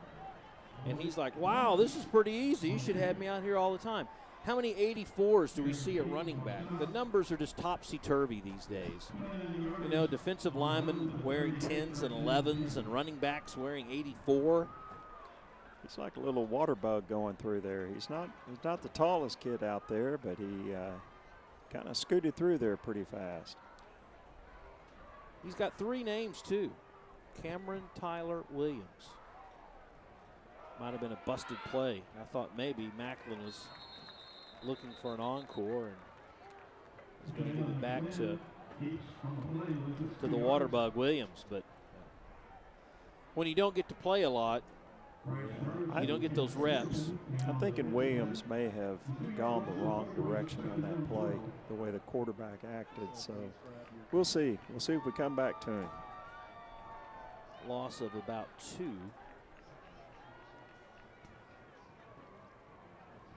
Macklin has attempted, maybe 2 passes, completed 1 and had an interception for the other. Williams tackled high, right around the neck. MacArthur said, we got the ball, but the officials aren't buying it. And I like this. You know what Duncanville's doing here. They are putting in some other kids, letting some of them get a chance to play. And, you know, that's always good to see. I mean, you could just leave your starters in there and just run the score up. But in this case, you know, let these other kids that come to practice all the time, give them a chance to show what they can do. Macklin, quarterback keeper all the way. Man, he just lowers that shoulder and helmet. It's like stopping a tank out there. Yeah, he just looks like a fullback lined up at quarterback. He definitely has some power when he does run. Guys in the press box were talking to me a couple of weeks ago about early on in the season, about 7 weeks or so ago, a couple of teams came through here running a single wing. That would have been fun to watch. Yeah, I think that was Rockwall Heath. Yeah, I believe they were one of them, yeah. And I think the other, the Garland School, Forest, Naaman Forest. Fumble out of bounds. Well, you know the thing about the single wing, what happens to these teams is their defense is set up to stop like a spread offense, you know, where these teams are. Yeah, you throw about 5 defensive backs out there. Yeah, and then someone comes in with this power style of offense, and the defense are kind of, well, we don't know what to do. You know, how do we stop that? And, you know, so it's fun to watch. And being old school like I am, I prefer the eye or even a veer or something of that nature. And when I get to see, you know, an offense that just goes out there and just puts on, you know, just a power show and is just going to overpower you, to me that's fun to watch. And so it's fun, you know, every now and then you'll see a team doing that. And these kids, they've never seen it before. You know, at their age. Go back to the spot where he fumbled. Still on the game. First down, Duncanville. So Duncanville will keep possession in the first. He fumbled it. I guess they're trying to say, did he fumble it forward or not? Well, he got it knocked out. And he really didn't have the first down, I don't think, until the ball went across the sticks. But they keep it, and he keeps it, and he scores. Macklin turning the edge in the corner. 28 yards in all, but we've got a penalty. Bring it back, folks. We've got a illegal use of hands. And instead of a 28-yard touchdown, they'll mark it back 10 more yards. So one of the few mistakes that the Panthers have created. But I tell you, going back to that play, that's the first time I've seen him actually put some kind of move on. Normally, Right. like you say, he just lowers his shoulder and runs over people. That time, he actually had a little moves. And as you see the replay here, he actually does a little stutter there's step. the penalty right there. He just pushed him from behind. Or a hold right there. Although the flag was thrown back for that first one. That's where the point of contact. Macy now in at running back, number 40. We saw Macy come off the bench the last time we saw these guys play here on ICTN. He ran a couple right up the middle, very fast runner, but short in stature, just like Williams. Yeah, I need to apologize for that play before. I guess you can put a good move on when someone actually tackles you from behind and you're the defensive player. Massey now lines up to the left of Macklin. Macklin says, I'm going to throw it out in the flats, but no one's there. That one looked a little confusing from the Duncanville side from the get-go. Yeah, I'm not sure what happened there. The receivers were all kind of looking at each other as if to say, was that to me or was that to you or who? But well, Massey went in the flats, but I don't think he was throwing to the running back. It looked like it was one of those receiver screens they throw at you every now and then. Jamal Hamilton, number 80, out there. Massey goes back, Elder back in. Now Elder, the running back, is the starting running back, and Macklin just keeps. Macklin left, and he's upended nicely by number 13, Marcus Hudson. Was the fumble after the tackle. It's going to be fourth down. He's bringing up a 4th and long. We'll see what Duncanville does. It looks like they're probably going to keep their offense out there since it's on the 35-yard line and just see what happens. Well, they're bringing, well, I don't know. Or will they try a long field goal? It looks like it. Yeah, they're going to try a field goal. They're going to try a 52-yard field goal by Josh Delgado. They're going to back it up, I believe, because it looks like the play clock ran. Nope, out of time. Second try, timeout, second half. Well, you know, it's a coaching moment, and postseason is in 2 weeks. And you got to see what kind of leg your kicker has. It's one thing for him to kick 50-yarders in practice when no one's coming after him. But it's another thing in a game type of situation. You know, this is something you go back to. You go back years ago. You never saw a high school player kicking 50-yard field goals. Now you see it all the time. Yeah, it's common. I was at a JV game, it's been about 3 or 4 weeks ago, and they trotted out their kicker, and he kicked a 50-yard field goal. JV kid. I was like, holy smokes. So Delgado will have it on the near hash. Ball be placed at the 42 plus 10, 52 yards. Brooks is holding. And I don't know why Brooks is looking at the play clock. Here's the kick. It looks like it could be long enough, and it's good. Well, the Duncanville players on their sideline are very excited about that. Yeah. I don't know if that's maybe a personal best for him, but that's something else. 52-yard field goal. Of course, as you mentioned earlier, there's no wind tonight, so it wasn't aided by wind. And that was a nice kick.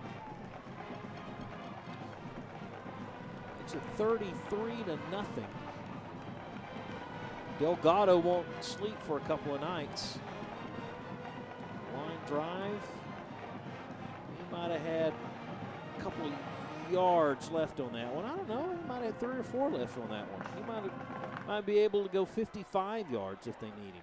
But again, a coaching moment. They go to postseason, and I don't think they would hesitate at all to try to hit one that long. And that's really, I think, what Duncanville, we were talking earlier about. A lot of different players are playing, and they're bringing in, 2 different quarterbacks, looking at different things because they realize we win this game tonight, we win next week, which I believe is against Grand Prairie. Right. Chances are they're going to win these 2 games. Well, we know they're probably going to win this one tonight. Right. And then against Grand Prairie, so the coaches are, you don't want to look ahead, but you do, especially in their situation where they lost such a valuable athlete. And they've got to be ready because, this is a tough area, as far as football goes. Yeah, they'll be in the big school bracket, them in South Grand Prairie. Panthers won the only state football title was back in 1998, defeated Converse Judson. It's the Rockets, isn't it? 24-21 in that one. I believe you're correct on that. Delgado will send that out of the end zone with 6.5 minutes to go in this one. Boy, it's been a fast year, as they always seem to be. We've had an up and down roller coaster ride of weather. Boy, we started up in August, and we were excited that it was only 90 degrees, and it felt pretty nice. And then about a week or so ago, we got a nice little cool front blew through, and boy, we were really excited. And now they say it's going to get back up in the 90s. But it still feels pretty nice outside. Those 100-and-something degree temps, when you get it around 90, 88, man, you feel like you're in the mountains.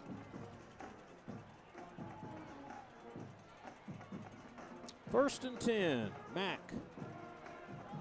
Quick pass right out here to Walker. Walker in the open field runs a long way just to get a couple. But for Reginald Samples, spent 9 years as the head coach at Skyline. 100 wins, 12 losses. Took the Raiders to the playoffs in all 9 years. That's quite an achievement there. He gets out of Dodge and comes to Duncanville, and looks like he'll have his Panthers in postseason. Skyline had some really good teams and a lot of D1 athletes. The times he was over at the DISD school. Had a lot of kids go on to play Division I football. There'll be a couple, I'm sure, here off the Panther squad, but nothing like some of those teams he had at Skyline. Yeah, I'm sitting here watching Mac's offense. They're trying to do everything they can to try to get Montrell into some kind of open field where he can turn some speed on. But again, Duncanville just has so much speed on this team that as soon as he gets a ball, they're on him.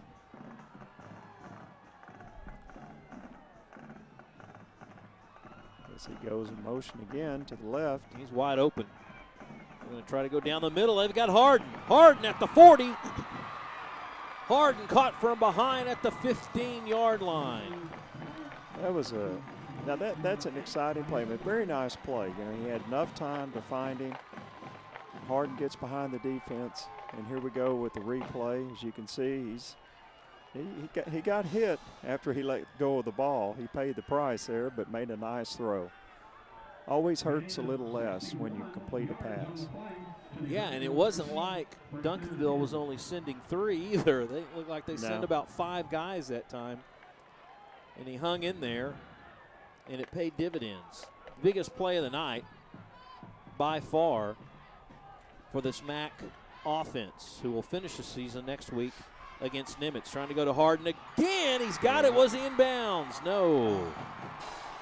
I thought he had his foot down, but apparently not.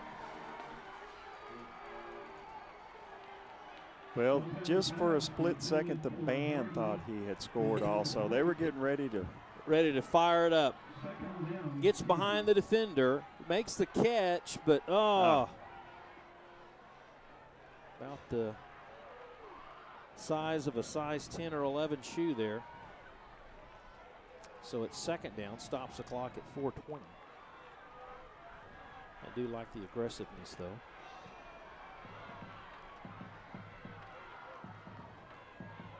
Quarterback keeps left side, not much there.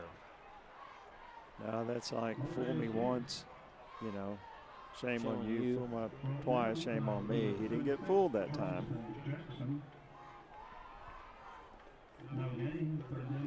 But again, I do like the play because they have pretty well shut you down inside, and he tries to pull it out and get around the end. You know, another step, who knows? Maybe he's in the end zone, but that's kind of the way the game goes sometimes. Third down, got to get to the 4. Lopez right, could have been a holding call. Yeah, they're going to call it. And it's picked off. Picked off by Pierce Thompson, a senior DB, about a third stringer that they get out there. Number 71. That penalty declined the penalty. That's a pretty easy call. That lineman pretty much tackled him down to the earth after that one. So a tough break for the Cards as they made it the farthest they have the entire ball game. And they commit their 3rd turnover with the interception. Replay again. There's the holding play right there where the lineman pretty much tackled him to the ground. And he just threw this up for grabs. I don't think he saw him really. But it was a nice form tackle. Oh, giving those linemen credit, aren't you? Yeah, well, if you're going to make a mistake, do it going 100%. Don't do it halfway. Right. He pretty much wrapped him up pretty good, didn't he? I'm sure Coach Parsons didn't teach him to do that. Macklin knock him in the end zone, but they'll say the forward progress was stopped at the 2. When's the last time you saw 2 safeties in one game? Yeah. Boy, look, the ball ripped out of the running back's hands. He gets the nice bounce, and that's when things are going your way. Why couldn't it have bounced and one of the MAC players pick it up, take it in the end zone? But right now everything's going Duncanville's way. Macy in at running back. They give it to him. He pops down the middle. He's at the 20 and down to the 25-yard line. Boy, it's nice when you can just keep bringing in one back after another. You know, just you know, hey, you know, why don't you go in and carry it once? So they definitely has some talent on the team. Macy comes up to about the armpits of the offensive lineman. He can just hide right underneath him. First down, go to Macy again. Breaks one tackle, two. And the rest of the Cardinals are there to stop the play cold. Closing in on 2 minutes to go again next week for Coach Mullins and company. They'll take on the Vikings. Vikings with a disappointing early start to the season, where they lost a couple of games by a total of 100-98. That was pretty heartbreaking to get the season underway. I don't know if they called a timeout or a 2-minute warning here. It's exactly 2 happened. minutes. Oh, there we go. Okay. Well, there's no time. Okay. No time at all. A little equipment malfunction. Macy comes running off the sideline. To keep the clock running. The official's like, we didn't stop the clock. What are you talking about? Hand off to Williams, and he's pushed backwards. All that'll do is just run some more time off the clock. He's looking for a helmet. Does somebody have a helmet? Please give me a helmet. Yeah, you can see him on the sidelines. He's running around. I don't know, maybe his chin strap broke or something, but anyway, he's looking. It's like, give me a helmet. Says, man, there's not much time left. I want to get back in for a couple more carries here. I've only got a minute to go. Come on, Coach, I'm ready. Let's see if they put him in after this play.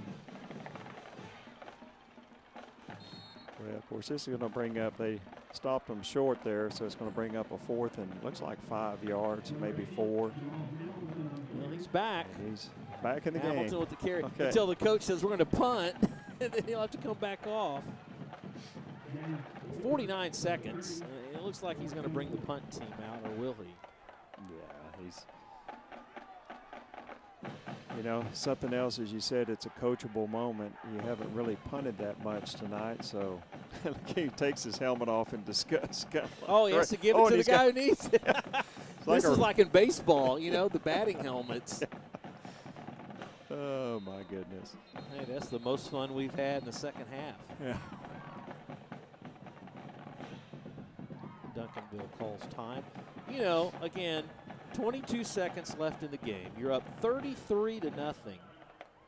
And instead of taking a 5-yard penalty, we're going to call time. Well, he figures he gets 3 a game. There's no sense in taking them home with you. That's right. So. You can't use them next week, can you? What if you could? Well, that could be for a long, long game if you start carrying them over. True. I wonder if DeSoto, how many times they've punted this year? That I don't know. I haven't seen them play that much.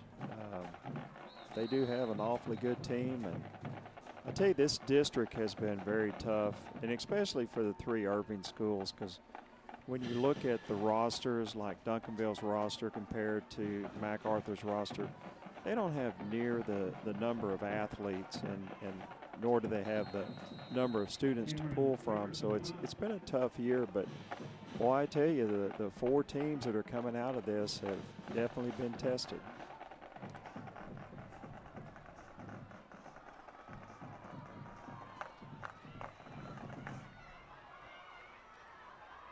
MacArthur not giving up on special teams. Walker, he's dancing and doing what he can to get the extra yards with 8 seconds to go. Here's the morning news 6A poll. You got Allen at number 1, Cedar Hill at 4. You've got Duncanville at 12, South Grand Prairie at 14. So out of that top 14 teams, 4 of them are from this district. That's right. That's almost a third, isn't it? Almost. All right. What will the Cardinals do with 8 seconds to go? Will it be a Hail Mary? Will it be an all or nothing? Is this going to be a swing pass? It's going to be a swing pass in the flats, and that is Eric Jones, the senior, and that's going to do it. So the Cardinals go down 33-0. Nothing surprising there because they faced a team that's loaded with talent and even a second-string quarterback that can put up some pretty good numbers. And for Coach Samples and his group, I think they learned a little bit about their third-string quarterback, which is now their second stringer, and might see more playing time than he really thought. Stay with us. Coming up next, we're going to have the stats and the highlights, so stick around.